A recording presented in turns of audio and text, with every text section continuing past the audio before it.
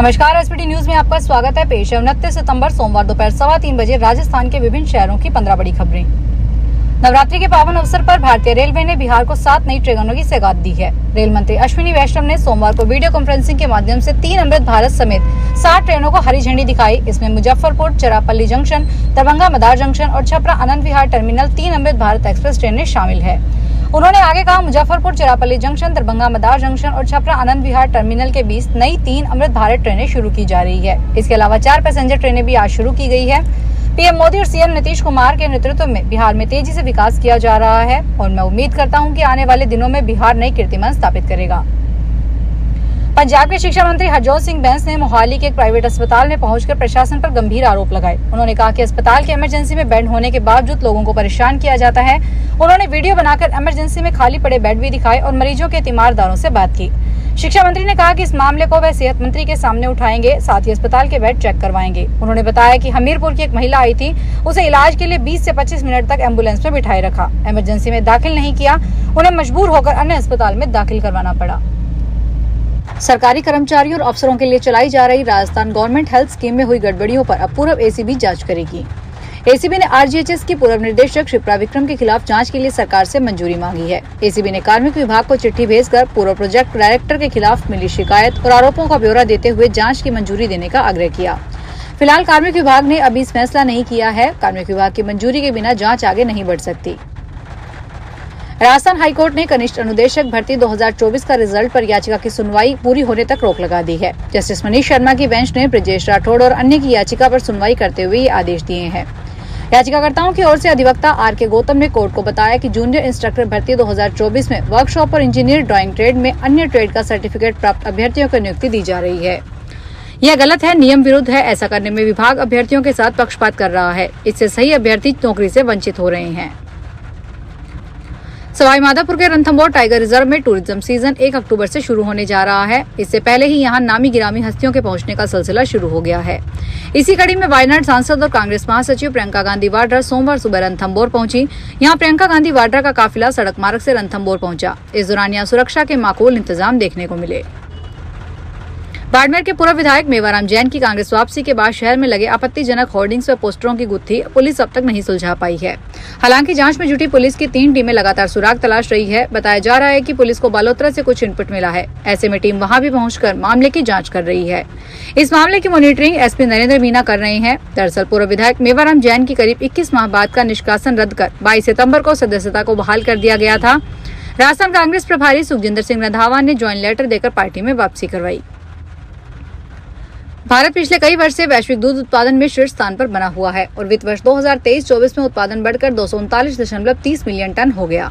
यह जानकारी सोमवार को जारी एक आधिकारिक बयान में दी गई है। आंकड़ों के मुताबिक उत्पादन और संग्रहण में महिलाओं की महत्वपूर्ण भूमिका होती है, जो डेयरी को समावेशी विकास का एक सशक्त वाहक बनाता है। पिछले 1 दशक में भारत के डेयरी क्षेत्र में मजबूत वृद्धि दर्ज की गई है और उत्पादन 63.56% बढ़ा है। दूध उत्पादन 2014-15 में 146.30 मिलियन टन था।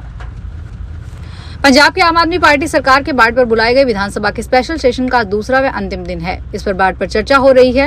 इस दौरान वित्त मंत्री हरपाल चीमा ने कहा कि नेता विपक्ष ने दुस्सी बांध के भीतर जमीन खरीदी है। वह बताएं कि बांध के अंदर जमीनें खरीदने की जरूरत क्यों पड़ गई, इसको वहाँ माइनिंग करनी थी। इसके जवाब में प्रताप बाजपा ने कहा कि जमीन सरकारी फीस देकर मालिक से ली है। भाजपा ने कहा कि हर डिस्टिलरी से मंत्री चीमा 1.25 करोड़ रुपए लेते हैं। हर महीने 35 से 40 करोड़ रुपए अकेले डिस्टिलरियों से इकट्ठा करते हैं। केंद्रीय माध्यमिक शिक्षा बोर्ड ने 2026 में होने वाली 10वीं व 12वीं की बोर्ड परीक्षाओं के लिए प्राइवेट स्टूडेंट्स के ऑनलाइन आवेदन शुरू कर दिए हैं। सामान्य शुल्क के साथ आवेदन की आखिरी तारीख 30 सितंबर 2025 है। इसके बाद 3 से 11 अक्टूबर तक लेट फीस के साथ आवेदन किया जा सकता है। इस दौरान 4 श्रेणी के विद्यार्थी आवेदन कर सकेंगे।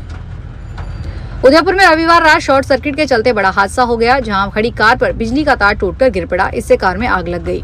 थोड़ी ही देर में कार जलकर राख हो गई। घटना उदयपुर शहर के भोपालपुरा स्थित पुलिस चौकी के पास की है। आयड नदी से सटे इस इलाके में घर के बाहर ही कार खड़ी थी, तभी कार के ऊपर से जा रही लाइन का तार टूटकर कार पर गिर गया। जहां घटना हुई वह आगे मेन रोड पर थी, वहां से लोगों की आवाजाही ज्यादा रहती है। कार की लपटें उठते देख आसपास रहने वाले लोग भी जग गए और बाहर आ गए। अलवर में एक दुकान की तिजोरी में रखे चांदी के सिक्के चोरी हो गए। दुकानदार इन सिक्कों से दीपावली पूजन करता है। मामले में 2 संदिग्धों को हिरासत में लिया गया है। मामला कोतवाली थाना क्षेत्र का है। पुलिस ने बताया केड़लगंज में व्यापारी संजय की दुकान है। चोरों ने शनिवार रात दुकान का ताला तोड़ा और अंदर घुसे। दुकान की तिजोरी में रखे 18 चांदी और 38 तांबे के सिक्के चोरी करके ले गए। ताला टूटने की सूचना पर दुकानदार मौके पर पहुंचे और पुलिस को सूचना दी। मामले में 2 युवकों को हिरासत में लिया गया है। राजस्थान के उप मुख्यमंत्री दिया कुमारी आज जामवा रामगढ़ से जमवाई माता मंदिर पहुंची, जहां उन्होंने विधिवत पूजा अर्चना कर प्रदेश की शांति, समृद्धि और खुशहाली की कामना की। इस अवसर पर उन्होंने सभी नागरिकों को नवरात्रि पर्व की हार्दिक शुभकामनाएं भी दी और सभी से सामाजिक समरसता और आध्यात्मिक एकता बनाए रखने का आह्वान किया। दिया कुमारी ने श्रद्धालुओं को किसी तरह की असुविधा न हो, इसके लिए अधिकारियों को दिशा निर्देश दिए। इसके साथ ही मंदिर के पास पार्किंग की व्यवस्था के निर्देश दिए। शुद्ध आहार मिलावट पर वार अभियान के तहत जयपुर में बड़ी कार्रवाई हुई। विराटनगर थाना पुलिस और फूड सेफ्टी विभाग की टीम ने मिलावटी पनीर से भरी पिकअप को पकड़ा है। पिकअप अलवर से पनीर लेकर जयपुर की ओर जा रही थी। जांच में सामने आया कि करीब 1110 किलोग्राम मिलावटी पनीर सप्लाई के लिए ले जाया जा रहा है, जिसे दुकानों पर 150 रुपए प्रति किलो की दर से बेचा जाना था। टीम ने मिलावटी पनीर के सैंपल लेकर मौके पर ही पूरे पनीर को नष्ट करवाया। खाद्य सुरक्षा विभाग का कहना है कि आमजन के स्वास्थ्य के साथ खिलवाड़ करने वालों पर इसी तरह की सख्त कार्रवाई आगे भी जारी रहेगी। सोने और चांदी की कीमतें सोमवार को नए ऑल टाइम हाई पर पहुंच गई। इसकी वजह वैश्विक स्तर पर कीमती धातुओं के दाम में तेजी बने रहना है। अंतर्राष्ट्रीय बाजार में भी कॉम्प्लेक्स पर सोने और चांदी के दाम ऑल टाइम हाई पर चल रहे हैं। सोना 0.70% की तेजी के साथ $3835 प्रति औंस और चांदी 0.79% की मजबूती के साथ $47.07 प्रति औंस पर थी। सोने और चांदी में तेजी का अंदाजा आप इसी बात से लगा सकते हैं कि बीते महीने में सोने की कीमत 10% और चांदी का दाम 20% से अधिक बढ़ चुका है। वहीं बीते 1 साल में सोना 40% और चांदी 50% से ज्यादा का रिटर्न निवेशकों को दे चुकी है।